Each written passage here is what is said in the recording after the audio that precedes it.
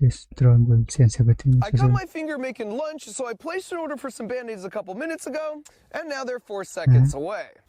Band-Aid. That is a nearly silent drone system that can deliver a package from the sky right to my backyard in as little as 2 minutes with dinner plate accuracy. And as far as I'm concerned, that's basically teleportation. This is the very near future of package delivery from a company called Zipline. It's been over a decade since we were first promised drone delivery that looked like this, and to be honest, I was never that stoked about it because I couldn't imagine that anyone would actually want something that big and loud with dangerously fast spinning propellers landing anywhere near their house. And that was a bummer, because with the explosion of people using Amazon or food delivery apps like DoorDash or Instacart, billions of doorstep deliveries are now happening every year. But when your lunch only weighs a few ounces, driving it to everyone with these 2-ton gas-powered vehicles is wildly inefficient, bad for the whole planet, and not to mention just really slow. Drone delivery would not only take a lot of cars off the road, but it would be a lot faster than a car, it would be fully electric, fully autonomous, and it would cost pennies worth of energy per delivery. And with Zipline, because the droid that lowers the package can move laterally in any direction, it can make a dartboard-sized precision landing even in high winds, while the main drone can stay 400 feet up in the sky, making the whole thing whisper quiet. That is very quiet. Also due in part to the clever design of these really funky propellers. As you all know, I only make about 10 videos a year, and while most are just sort of ridiculous, I like to dedicate one video to showcase how clever people are using engineering to change the world for the better. And to be clear, the company I'm talking about today is not sponsoring this or paying me in any way. I'm just really impressed by the work that they're doing and how they're doing it. So we'll circle back in a minute to exactly how they're going to pull off deliveries using these short-range drones in a city. But it begs the question, if they can make it work there, why not use gliding drones to cover longer distances to deliver critical medical supplies for countries with lots of remote villages? Well, as it turns out, catapulting life-saving blood through the skies is what they've already been doing for over 6 years, which is why we need to head out to Rwanda to understand where this all started. And immediately after showing up, we were right in the thick of it, as drones were taking off and landing as another one lands every 90 seconds. They're coming from everywhere. And as a newcomer, it felt a bit chaotic, but if you're gonna rack up 40 million miles worth of drone flights, your team needs to be operating with the efficiency of an F1 pit crew. So here's a crash course on how it all works. It all starts with an order coming in from a doctor at a hospital. Say, for example, for an emergency supply of blood. Then once it's all packed up, it gets passed out to be placed in the belly of the drone, and then the whole thing is placed on the launcher. At that point, they attach the wings, then secure the battery, followed by the nose cone. Then after some pre-flight safety checks, they launch the drone, all within 90 seconds of the order coming in. The catapult launcher takes the drone from 0 to 65 miles an hour in a third of a second, which is literally less time than it takes you to blink. And it's a pretty clever design too, because it means the drone immediately starts at its cruising speed, where it takes much less energy to stay airborne. Then once it's in the air, cruising at 70 miles per hour, it navigates its way to the hospital, and upon arriving, opens the trap door to drop the package, which lands safely using a parachute. Having now completed the mission, it continues making all its own decisions to autonomously navigate back home from as far away as 150 miles round trip. Then taking inspiration from an aircraft carrier, as the drone approaches, the military-grade GPS broadcasts its position within 1 centimeter, so these two poles know exactly when to swing up at the last possible moment, snagging a hook on the tail with the cable, which safely slows it down.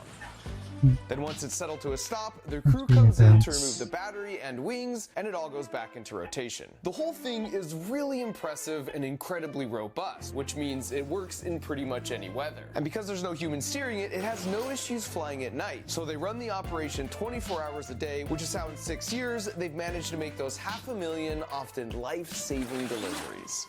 That is the uppermost top of the iceberg tip of how they're doing what they're doing. But what you should know is 6 years ago, all the experts told them this was a hopeless cause and failure was a near certainty, and they kind of weren't wrong. Building an engineering product takes time. So you prototype, you build it, and then you fail, and then you try it again, and you fail, and you try it again until you have the shiny product that you want.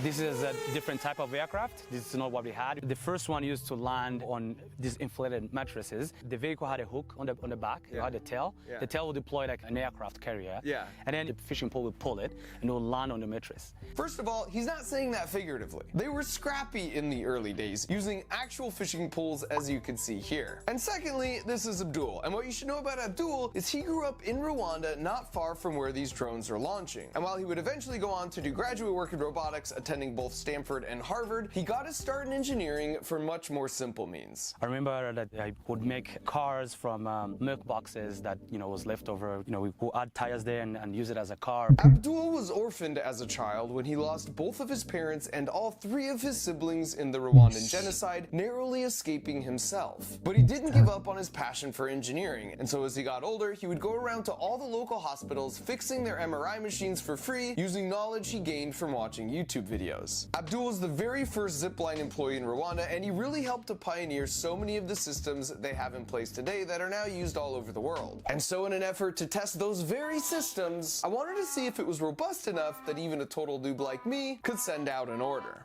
Oh, we got one. Panic! Don't worry. Don't worry, okay. Gloves, okay.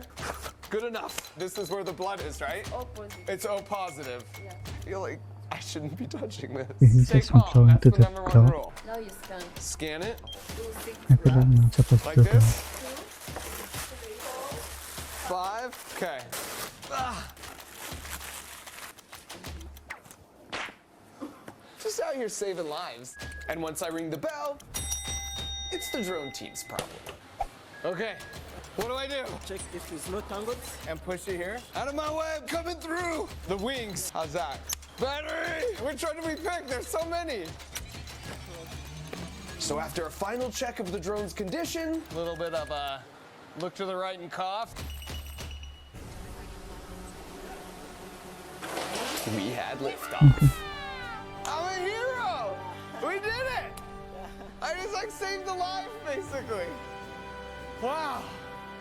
How do you guys do this all day long? Music. So now that I had a pretty good feel for the launch site, we headed out to see where some of these drones were actually flying to. So we left the launch site like 3.5 hours ago. We're driving to this remote hospital on these really windy roads. And as we've been driving, we've been tracking and seeing some of these zipline drones delivering blood and medical supplies to this hospital. So since we're about a half hour out, I thought it would be fun to place my own emergency order. Then it could meet us when we get there.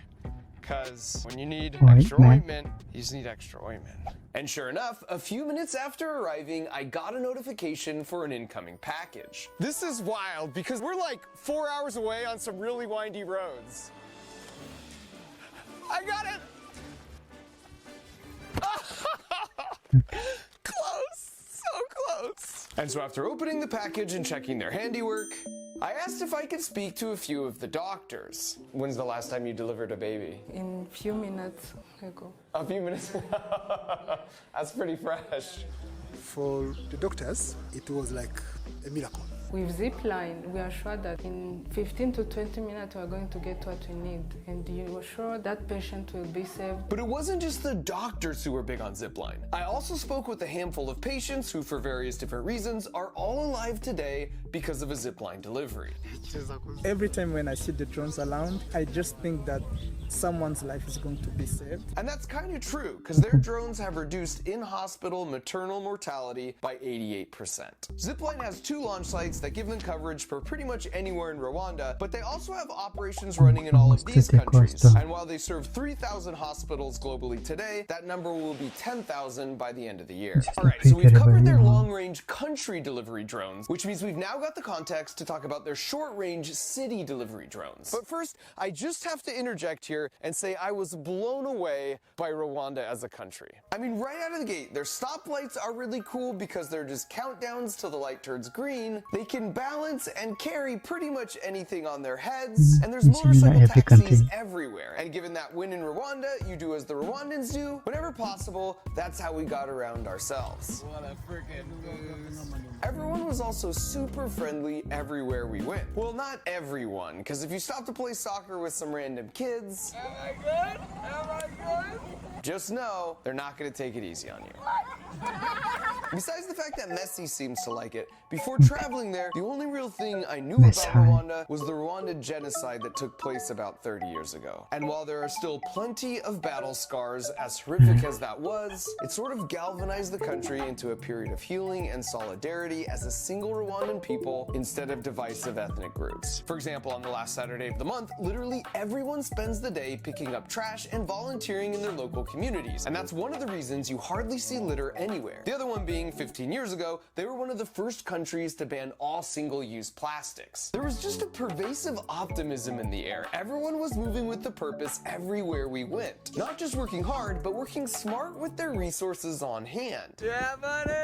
Including their improvised soccer balls. For over a decade, attending school up to age 16 has been both mandatory and free, and when you combine that with leapfrogging to new technologies like drone delivery, for the last decade, their economy has been growing at 4 times the rate of the US economy, while their violent crime rate has been 15 times less than the US. And finally, the most awe-inducing part of the whole trip was when I hiked to see an It's a entire small country family of that, mountain gorillas up close in the wild, which was equal parts adorable and terrifying. I think he's looking at me. Mountain gorillas only exist, which I will give away to any kid who just promises not to embarrass me. Okay, so now let's talk a little bit more about these new short-range city drones. Because for the 4 billion doorstep deliveries that will happen this year in the US, and that number doesn't even include Amazon, by the way, why not at least try and take some of those slow-moving, traffic-causing, 2-ton gas-guzzling cars off the road in exchange for a much faster delivery that's also electric, autonomous, really quiet, and zero emissions. And while their solution of dropping down a droid that can perfectly control its landing from super high up seemed promising and way better than something like this that had been proposed before, when they first told me about it, I had 2 main questions. One, how loud and disruptive are they? Because the last thing we want are annoying drones buzzing by our rooftops all day. And 2, how safe are they? Because the other last thing we want is for those same annoying drones to start falling down on us from the sky. I also had a bonus 3rd question around how a business is even supposed to load in their items for delivery. And so in a search for answers, I went right to their headquarters, not that far down the road from where I live. And the first thing you notice in the lobby is this really cool projection that not only shows the total number of flights they've flown, now to over 500,000, but it also shows all the long-range drones they have in the air at that exact moment, delivering those critical medical supplies all around the world. And this isn't now just where they design and build all their drones, it's also where they do a lot of their testing. And they test pretty much everything in every way possible before getting it out to the field as quickly as possible. And according to their CEO Keller, this is something they discovered early on. Our key insight was we were dumb. And we basically always assumed we were dumb, and for that reason, when we designed things, we got them into the real world super fast and learned by serving real people. And you learn so much that you can't learn in a lab or in an ivory tower. And so before we actually hear just how quiet these things are, I just want to echo that all the best engineers I've ever known have had that same level of humility, knowing there's no better way to learn than 50 pounds. And of course, I've kept the audio levels completely untouched for all 3.